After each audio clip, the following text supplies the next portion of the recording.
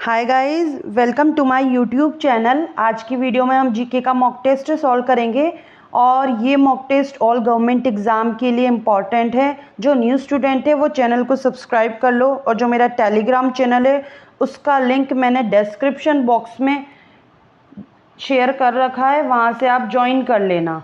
Okay, सबसे पहले हम फर्स्ट क्वेश्चन की तरफ चलते हैं। फर्स्ट क्वेश्चन में है, वैदिक साहित्य की रचना किस काल में हुई? किस काल में हुई थी वैदिक साहित्य की रचना? 3500 ईसा पूर्व से 2500 ईसा पूर्व के बीच वैदिक काल की रचना हुई थी। ओके, चले नेक्स्ट की तरफ। नेक्स्ट आपसे बोला है, मुगलों के संदर्भ में निम्नलिखित में से कौन सा कथन सही नहीं है? वे पितृपक्ष से तैमूर के वंशज थे। बिल्कुल। मुगल दरबार के इतिहासकार उन्हें महान ईरानी राजा अफरासियाब के वंशज के रूप में वर्णित करते हैं, तो ये बिल्कुल गलत है। बाबर का संबंध अपनी माँ की तरफ से चंगेज़ खां से था, बिल्कुल था। बाकी सब तो सही है ही सही, हमको बताना है कौन सा सही नहीं है। अब मैं आपको बता दूं, बाबर का जन्म कब हुआ था? 14 फ़रवरी को हुआ था। 1483 में हुआ था, फरगना में हुआ था। उनके पिता का नाम क्या था? उमर शेख मिर्ज़ा था। माता का नाम क्या था? कुतुलुग निगार खानम माता का नाम था। उमर शेख थे ना, वो तैमूर वंश से संबंधित थे, उमर शेख। और जो उनकी माँ थी कुतुलुग निगार खानम, वो चंगेज़ वंश से संबंधित थी। मुगलों के संबंध में पहला, तीसरा और चौथा, फर्स्ट, थर्ड और ये बिल्कुल सही है आपके।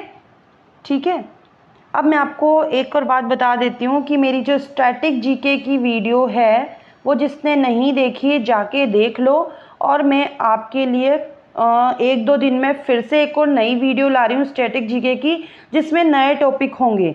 जो अभी स्टैटिक जीके की वीडियो अपलोड की हुई है वो वाले एक भी टॉपिक नहीं रहेगा, न्यू टॉपिक रहेंगे, उनको ज़रूर पढ़ लेना। आपके एग्ज़ाम में 7 to 8 क्वेश्चन स्टैटिक जीके से पूछा जाता है। अब आप कोई सा भी एग्ज़ाम दे लो, आपसे स्टैटिक जीके से ज़रूर क्वेश्चन पूछा जाता है। तो मेरे चैनल को सब्सक्राइब कर लो, जो मैं वीडियो डालती हूँ वो सारी आपको देखना। और हाँ, शॉर्ट नोट बना लिया करो आप लोग भी। अब आप लोग 10 क्वेश्चन की भी मुझसे पीडीएफ लेते हो, 10 क्वेश्चन में क्या पीडीएफ शेयर करना? कल मैंने कंप्यूटर का सॉल्यूशन करवाया था, तो उसमें भी स्टूडेंट के मैसेज आ रहे पीडीएफ शेयर कर दो। अब वो 10 क्वेश्चन के भी क्या पीडीएफ लोगे आप? तो जो ये 10 से 15 क्वेश्चन होते हैं ना, तो इनकी पीडीएफ तो देखो, मेरा मानना है कि आपको नहीं लेनी चाहिए। 10 क्वेश्चन तो आप वहीं के वहीं सॉल्व कर डाला करो। चलो नेक्स्ट पे चलते हैं, अभी तो लास्ट में बात करेंगे हम इस बारे में। पूना पैक्ट के संबंध में सही विकल्प चुनें। अगस्त 1931 में महात्मा गांधी और बी.आर. अम्बेडकर के बीच हस्ताक्षर किया गया। पूना पैक्ट के बारे में बता रहा है हमें, सही क्या है? अगस्त 1931 में महात्मा गांधी और लॉर्ड इरविन, मतलब आप ये देख लो पूना पैक्ट किस किस के बीच हुआ था। तो हमको तो ये पता है ही सही कि पूना पैक्ट किस किस के बीच हुआ था, महात्मा गांधी और बी.आर. अम्बेडकर के बीच सितंबर 1932 में हुआ था। ठीक है, तो ये ऑप्शन इसका सही है, पूरा पढ़ने की जरूरत नहीं है। और पूना पैक्ट याद कर लेना, इससे क्वेश्चन बिल्कुल आता है आपका कि किस किस के बीच हुआ था। तो अम्बेडकर और गांधी जी के बीच हुआ था। कब हुआ था? 1932, 24 सितंबर को हुआ था। चलो नेक्स्ट पे चलते हैं। कौन सा कथन कांग्रेस के कराची सत्र 1931 के संदर्भ में सही है? कौन सा सही है कराची सत्र के लिए? चलो देखते हैं हम। गांधी इरविन संधि की पुष्टि हुई थी, बिल्कुल हुई थी, पहला ही सही है, तो बस यही हमारा आंसर है, आगे हमको पढ़ना ही नहीं है। ठीक है, अब देखो कराची अधिवेशन में क्या हुआ था? पूर्ण स्वराज के साथ गांधी इरविन पैक्ट को स्वीकार कर लिया गया था, ये बात याद रखना। इस अधिवेशन में क्या हुआ था? मौलिक अधिकार और कर्तव्य शीर्षक प्रस्ताव भी स्वीकार किया गया। चलो नेक्स्ट पे चलते हैं। संसदीय सरकार संवैधानिक लोकतंत्र का एक ऐसा रूप है जिसमें, आगे आपको बताना है क्या, जिसमें कार्यपालिका न्यायपालिका से आविर्भूत होती है और उसके प्रति जिम्मेदार होती है। कार्यपालिका विधान पालिका से आविर्भूत होती है और उसके प्रति जिम्मेदार होती है, तो बिल्कुल सही बात है ये। ठीक, क्या होता है, कार्यपालिका विधान पालिका से आविर्भूत होती है और उसके प्रति जिम्मेदार होती है। ठीक है, आपको याद है भारत की संवैधानिक व्यवस्था में जो आर्टिकल 75 का थर्ड है ना, उसके अकॉर्डिंग मंत्रिपरिषद लोकसभा के प्रति सामूहिक रूप से उत्तरदायी होता है। ये बात आप याद रखना। नेक्स्ट पे चलते हैं हम। भारतीय संविधान में धार्मिक स्वतंत्रता के अधिकार का उद्देश्य क्या है? कॉन्स्टिट्यूशन आप रिवाइज कर लो। अगर आपने रिवीजन कर रखा है तो आपसे ये मॉक टेस्ट इजीली सोल्व हो जाएगा। अब आपने कुछ पढ़ ही नहीं रखा है, उससे पहले अगर आप मॉक टेस्ट देते हो तो मेरा मानना है आपको बहुत हार्ड ही लगेगा मॉक टेस्ट। चलो, इसका आंसर क्या है? धार्मिक स्वतंत्रता के अधिकार का उद्देश्य क्या है? धर्मनिरपेक्षता के सिद्धांत को बनाए रखना, यही धार्मिक स्वतंत्रता का सिद्धांत है। अब सुनो, जो हमारा देश है ना वो एक पंथ निरपेक्ष राज्य है, और जो 42 नंबर का अमेंडमेंट था संविधान संशोधन, उसके द्वारा संविधान की प्रस्तावना में पंथ निरपेक्ष शब्द जोड़कर इसे और अधिक महत्व दे दिया। याद रखना, कभी कभी आ जाता है पंथ निरपेक्ष शब्द किस संविधान संशोधन के द्वारा जोड़ा गया, तो आप ये याद रखना। और जो धार्मिक स्वतंत्रता संबंधित प्रावधान है वो आर्टिकल 25 से 28 में रखे गए हैं। 25 से 28 में याद होंगे ना आर्टिकल। मैं हमेशा बोलती हूँ आर्टिकल जरूर पढ़ लेना, और आर्टिकल से क्वेश्चन आता ही आता है। भारत के राज्यों में जिला न्यायाधीशों की नियुक्ति उच्च न्यायालय इनके परामर्श से की जाती है। किसके परामर्श से की जाती है? राज्यपाल के परामर्श से की जाती है। अब मैं आपको एक बात बता दूं कि जो भाग 6 है ना, भाग 6 और आर्टिकल 233, उसके तहत है ये वाली बात कि न्यायाधीशों की नियुक्ति, स्थानांतरण और उनका जो पदोन्नति होती है राज्यपाल उच्च न्यायालय के परामर्श से कर सकता है। आया समझ में? चलो नेक्स्ट पे चलो। नेक्स्ट क्वेश्चन है हमारा, कौन सा अनुच्छेद कानून के समक्ष समानता प्रदान करता है? कौन सा अनुच्छेद करता है कानून के समक्ष समानता? 14, आर्टिकल 14। मैंने आपको कुछ आर्टिकल याद भी करवाए थे, जैसे आर्टिकल 17। मैंने कहा था 17 से खतरा। खतरा किससे रहता है? मम्मी से रहता है। मम्मी क्या बोलती है आपकी? इसको मत छुओ, उसको मत छुओ, उसके पास मत जाना, वो उसको मतलब भेदभाव करती है ना, इस तरीके से। तो 17 खतरा, खतरा से भेदभाव, छुआछूत। चलो नेक्स्ट पे चलते हैं। आपको मैच करना है। मैंने पहले भी मॉक टेस्ट करवा रखे हैं, जिसने नहीं देखे हो जाके देख लेना। और हाँ, एक मुझे आपको इन्फॉर्मेशन देनी है कि जिन लोगों का भी विश्व भारती का एग्ज़ाम हुआ है, तो जिस स्टूडेंट ने एग्ज़ाम दिया है वो अपनी पीडीएफ मुझे शेयर करो। आपकी आंसर की आ चुकी है, आंसर की पीडीएफ मुझे शेयर करो, मैं सॉल्व करवाऊंगी आपको पेपर। मैंने कुछ स्टूडेंट से कहा है बट वो अभी तक मुझे सेंड ही नहीं कर रहे हैं। तो जिसका भी विश्व भारती का एग्ज़ाम था, आपके एग्ज़ाम की पीडीएफ मुझे शेयर करो। आपका जो भी आंसर की है, जिस भी 2 पोस्ट का, ये दोनों के आंसर की मुझे शेयर करो, मैं उसको सॉल्व करवाऊंगी, ताकि जिनका ईपीएफओ एसएससी का एग्ज़ाम है या फिर रिमेनिंग पोस्ट है विश्व भारती की, उनको पता लग चुके एनटीए पैटर्न में और कुछ चेंजेस है या फिर वही स्टेटमेंट बेस्ड क्वेश्चन है। ओके, चलो नेक्स्ट पे हम चलते हैं।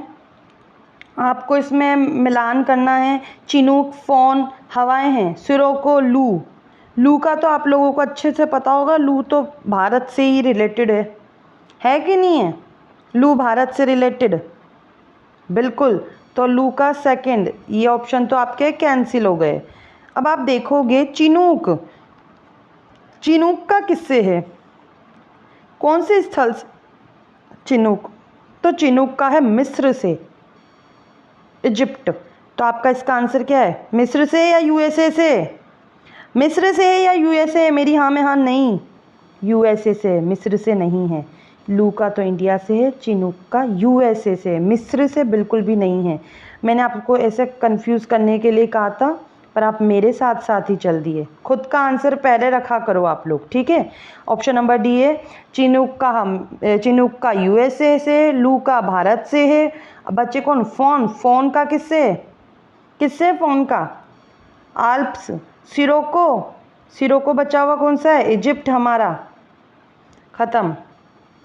आपका आंसर भी आप रखा करो। आपका आंसर क्या है? पृथ्वी की आंतरिक संरचना के संदर्भ में निम्नलिखित कथनों पर विचार करो। पृथ्वी की भूपर्पटी बहुत भंगुर होती है।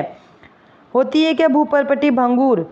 एक तरंगे तरंगों की दिशा के समानांतर पर कंपन पैदा करती है। धरातलीय तरंगे सबसे अधिक विनाशकारी समझी जाती है। कौन कौन सा सही है आपको बताना है। भंगुर बिल्कुल होती है। भूपर्पट्टी। धरातलीय तरंगे सबसे अधिक विनाशकारी समझी जाती है, बिल्कुल समझी जाती है। समानांतर पर कंपन पैदा करती है तो बिल्कुल गलत है।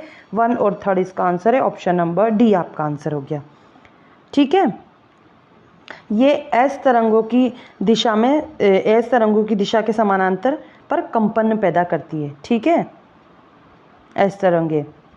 चलो नेक्स्ट पे चलते हैं। भारत के पर्यटक स्थलों के संदर्भ में निम्नलिखित में से आपको युग्म दिए हैं, संगत असंगत बताने हैं। बद्रीनाथ कहाँ है आपको पता होना चाहिए। बद्रीनाथ हिमाचल में नहीं है, तो पहला ऑप्शन ही मेल नहीं खाता। पहली बात तो मेल नहीं खाता ना, ये क्या बताना है, असंगत बताना, यही आपका आंसर है। बद्रीनाथ उत्तराखंड में है, हिमाचल में नहीं है। पन्हाला महाराष्ट्र, कोडाईकनाल तमिलनाडु, माउंट आबू राजस्थान। बद्रीनाथ तो सबको पता होगा। भारत का कौन सा उष्णकटिबंधीय सदाबहार वन से ढका हुआ है। कौन सा ढका हुआ है। वेस्टर्न घाट, पश्चिमी घाट सदाबहार वन से ढका हुआ है। नेक्स्ट, निम्नलिखित बयानों में से कौन सा सूक्ष्म अर्थशास्त्र के साथ संबंधित है। कौन सा है। प्राइवेट स्कूलों में अधिक फीस के कारण पब्लिक स्कूलों में दाखिला में वृद्धि। सूक्ष्म अर्थशास्त्र यही है ना। सूक्ष्म अर्थशास्त्र क्या होता है मैं आपको बताती हूँ। ये वो अर्थशास्त्र की शाखा होती है जो ये अध्ययन करती है, ये स्टडी करती है कि किस प्रकार की अर्थव्यवस्था के व्यक्तिगत अवयव, परिवार और उसके फर्म विशिष्ट रूप से उन बाजारों में संसाधनों के आवंटन का कार्य करते हैं जहाँ वस्तु और सेवाएं खरीदी एवं बेची जाती है। समझा। देखो, जो भी इकोनॉमिक के जितने भी ये टर्म्स होते हैं ना, इनको आप ध्यान से पढ़ा करो तो ही आपको समझ आएगा, अदरवाइज आपको बिल्कुल समझ नहीं आएगा। नेक्स्ट पे चलते हैं। साम्यावस्था उत्पाद का निर्धारण किससे किया जाता है। किससे किया जाता है। सीमांत लागत और सीमांत राजस्व के बीच समानता। सीमांत लागत और सीमांत राजस्व के बीच समानता। नेक्स्ट पे चलते हैं। ये वाला हो गया हमारा। नेक्स्ट पे चलते हैं। डैश को व्यक्तिगत निर्णय लेने वाली इकाइयों जैसे कि उपभोक्ता, संसाधन, स्वामी और फर्म्स के व्यवहार के अध्ययन के रूप में परिभाषित किया जाता है। किसको किया जाता है। सूक्ष्म अर्थशास्त्र। सूक्ष्म अर्थशास्त्र को मैंने अभी यही तो बताया था कि कुछ अलग बताया था आपको। सूक्ष्म अर्थशास्त्र जिससे क्या होता है, हम सूक्ष्म अर्थशास्त्र में अर्थशास्त्र व्यक्तिगत इकाइयों का अध्ययन है। इसके अंतर्गत फर्म, उद्योग और व्यवहार, बाजार व्यवहार आदि का अध्ययन किया जाता है। ठीक है। विद्युत चुंबकीय प्रेरण की परिघटना क्या है। विद्युत चुंबकीय प्रेरण की परिघटना किसी वस्तु को आवेशित करने की प्रक्रिया है। किसी कुंडली में विद्युत धारा प्रवाहित होने के कारण चुंबकीय क्षेत्र उत्पन्न करने की प्रक्रिया है। बिल्कुल नहीं। आपको पता होगा तो मैंने जो अभी सॉल्व करवाया था जेएनयू का, उसमें ऐसा क्वेश्चन आया था। बिल्कुल ऐसा क्वेश्चन आया था उसमें। साइंस से इस टाइप के ही क्वेश्चन आ रहे हैं। नेक्स्ट, कुंडली तथा चुंबक के मध्य अपेक्षित गति के कारण कुंडली में विद्युत धारा प्रेरित करना है। बिल्कुल है। तो आपको पता है, फिर आया समझ में। विद्युत चुंबकीय प्रेरण कुंडली तथा चुंबक के मध्य आपेक्षिक गति के कारण कुंडली में विद्युत धारा प्रेरित करना। ठीक, चले नेक्स्ट पे। आयन जल की कठोरता के लिए जिम्मेदार है। कौन से आयन जल की कठोरता के लिए जिम्मेदार है। कैल्शियम और मैग्नीशियम। किस टाइप की। अस्थायी कठोरता, स्थायी, दो होती है ना, स्थायी और अस्थायी कठोरता। तो कैल्शियम और मैग्नीशियम होते हैं जिम्मेदार। नेक्स्ट पे चलते हैं। क्रिप्टोगेमी पादप क्या हैं। क्या हैं पादप।